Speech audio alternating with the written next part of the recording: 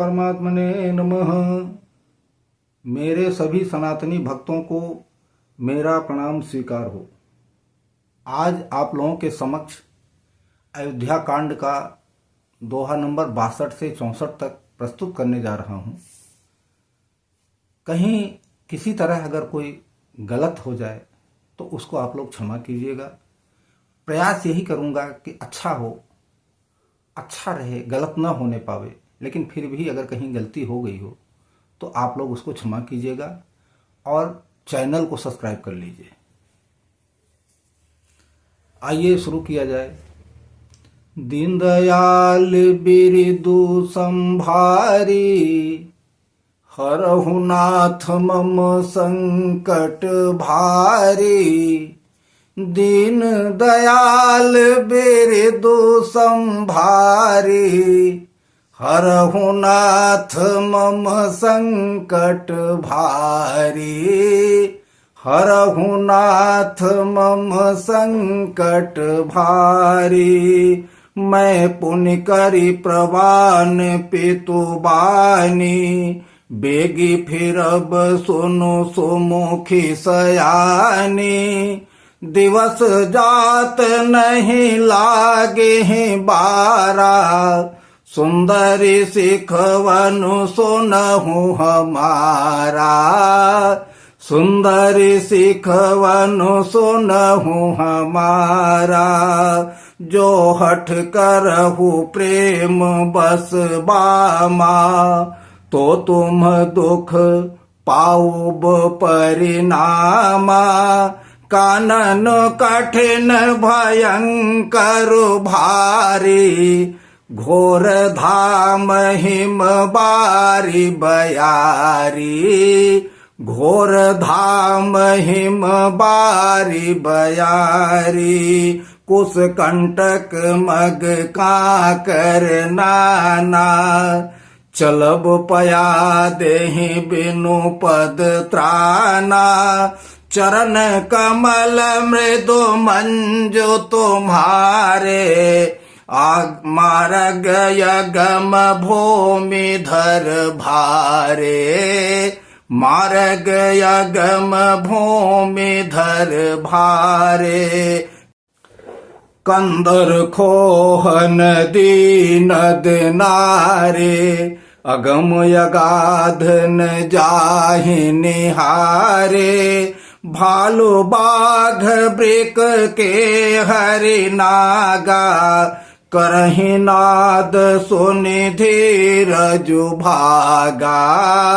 करहि नाद सुनि धीरजु भागा। भूमि शयन बल कल बसन, असनु कंद फल मूल। तेके सदा सब दिन मिलहि, सबोई समय अनुकूल।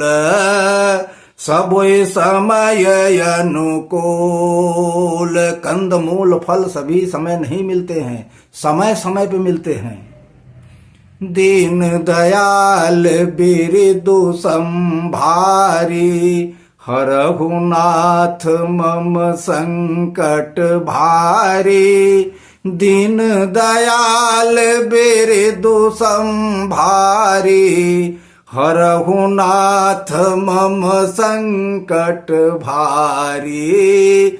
हरहु नाथ मम संकट भारी। नर आहार रजनी चर चरहि, कपट बेस विधि कोटिक करहि। लागई अति पहार कर प्राणी, विपिन विपत्ति नहीं जाई बखानी। विपिन विपत्ति नहीं जाई बखानी। ब्याल कराल बिहग बन घोरा, निश्चर निकर नारी नर चोरा।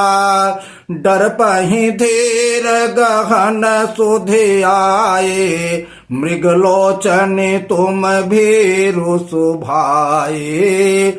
मृगलोचन तुम भीरु सुभाए। हंस गवनी तुम नहीं बन जोगो, बन के कारण जोग योग्य नहीं हो।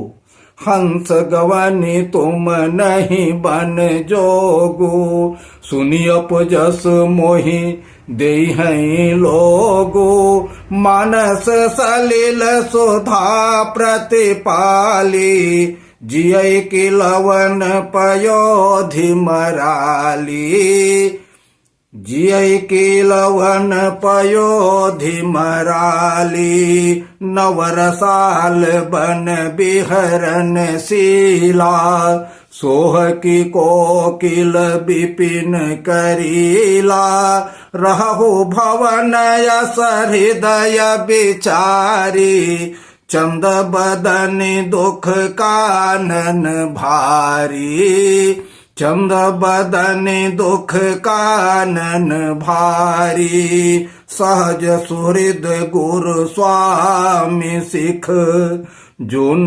करई सिर मानी, सो पछिताए अघाई उर, अवसि होई हित हानि, अवसि होई हित हानि, दीन दयाल बिरदु संभारी, हरहु नाथ मम संकट भारी, दीन दयाल बिरदु संभारी, हरहु नाथ मम संकट भारी, हरहु नाथ मम संकट भारी।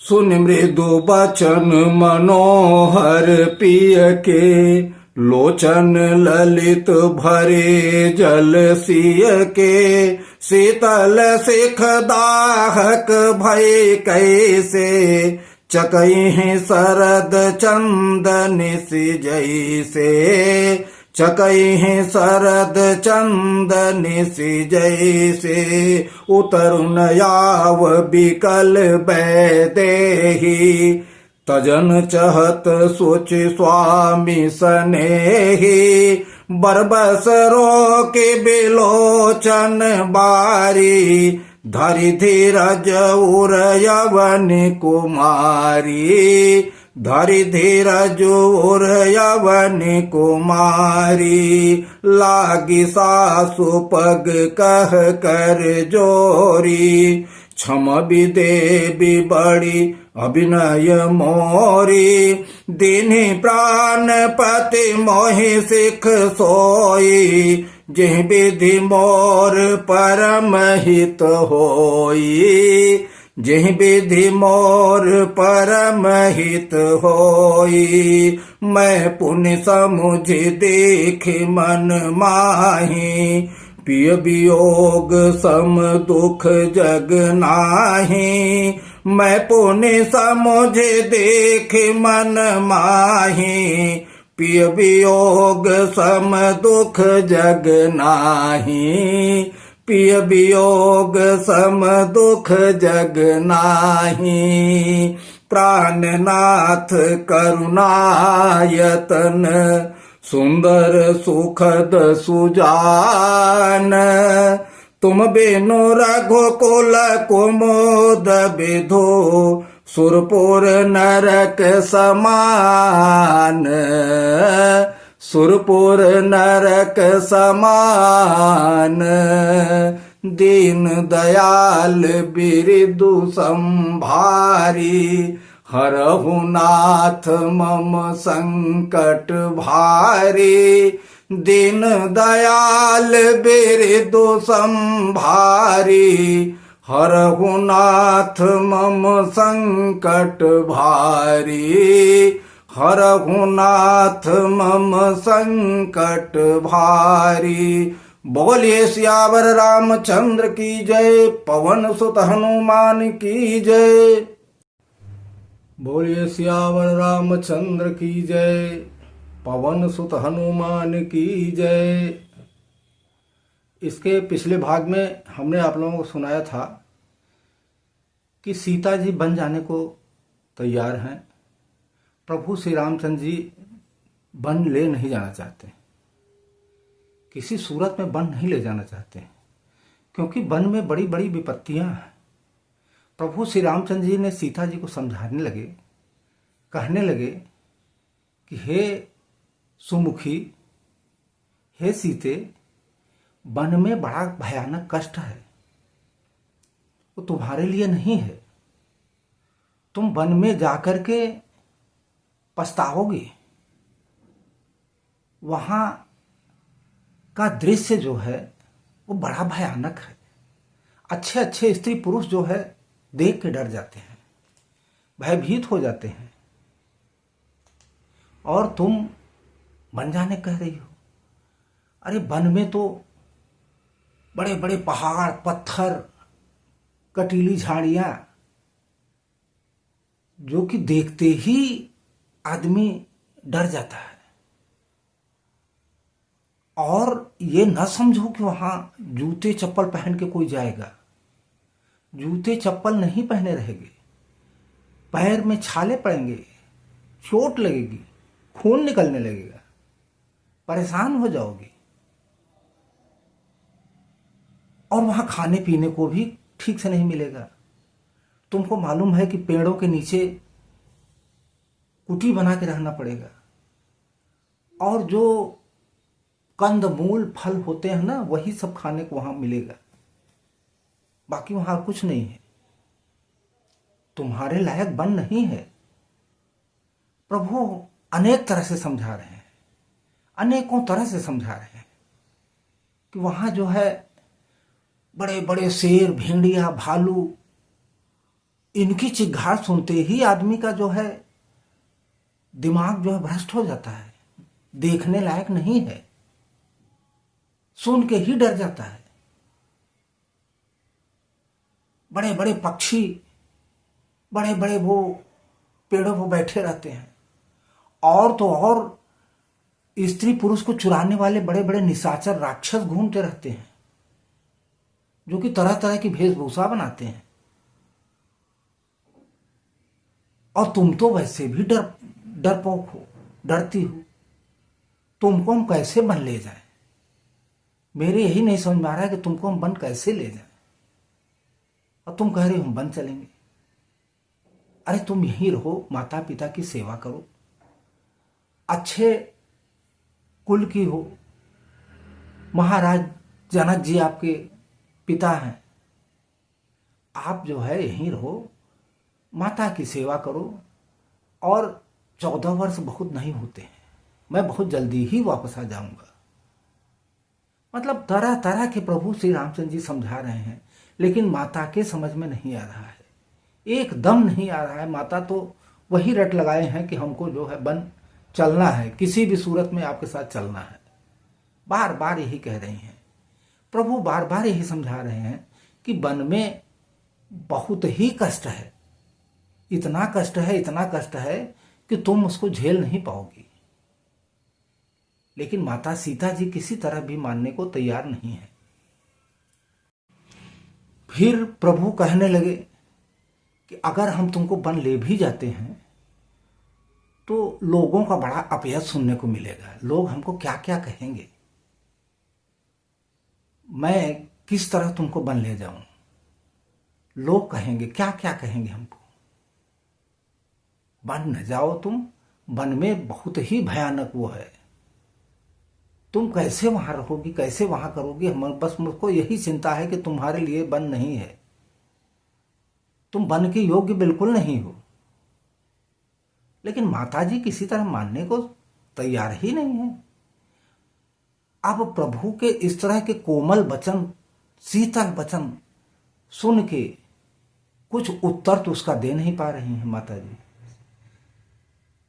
उत्तर नहीं दे पा रही हैं। लेकिन उनके आंखों में आंसू भरा, नैनों में जल भराया, इतना जल भराया, इतना जल भराया कि वो अब क्या कर सकती हैं। कुछ भी उनको उत्तर बोलने का तो है ही नहीं है, बोल ही नहीं सकती हैं। तो क्या काम की कि अपना आंसुओं को धीरे धर के उनको रोकी, वहीं रोकने के बाद अपने सास के जाके पैरों में पड़ गई और कहने लगी कि हे माँ, स्वामी ने तो हमको हमारे हित के लिए बड़ी ही अच्छी बात हमको समझा रहे हैं जिसमें हमारा ही हित होगा, लेकिन मैं नहीं समझ पा रही हूं कि मैं क्या करूं।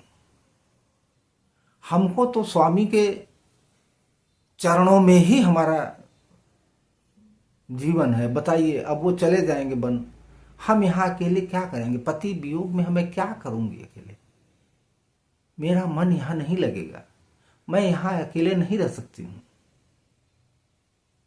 उनके चरणों में पड़ के और प्रभु श्री रामचंद्र जी से कहने लगी कि हे नाथ, हे स्वामी, हे रकुल वंश के कुमुद को खिलाने वाले चंद्रमा, मैं, आप जो कह रहे हैं सब सही है, लेकिन मैं अकेले यहां नहीं रह पाऊंगी। पति के वियोग में मैं नहीं यहां जिंदा रह पाऊंगी, इसलिए हमको आप वन ले चलो। इस तरह इन चौपाइयों का अर्थ यहीं तक संभव है। आगे अगली चौपाई में जो भी अर्थ बनेगा, जैसा भी अर्थ होगा, मैं अगले भाग में सुनाऊंगा। मैं फिर निवेदन कर रहा हूं कि जिन मेरे सनातनी भक्तों ने अपने इस चैनल को सब्सक्राइब कर लिया है, उनको मैं बार बार अपने हृदय की गहराइयों से, हृदय की तलहटी से, वक्षस्थल से उनको मैं बार बार स्वागत, अभिनंदन और आभार प्रकट करता हूं। जिन सनातनी भक्तों ने अपने इस चैनल को सब्सक्राइब नहीं किया है, वो सब्सक्राइब कर लें, लाइक कर दें, अच्छा लग रहा हो तो दूसरे को शेयर भी करें, और कमेंट बॉक्स में जय श्री राम जरूर से जरूर लिखें। हम आप लोगों की प्रतीक्षा करते रहेंगे। अगले भाग में फिर मिलते हैं, तब तक के लिए जय श्री राम, राधे राधे। बोलिए सियावर रामचंद्र की जय, पवन सुत हनुमान की जय।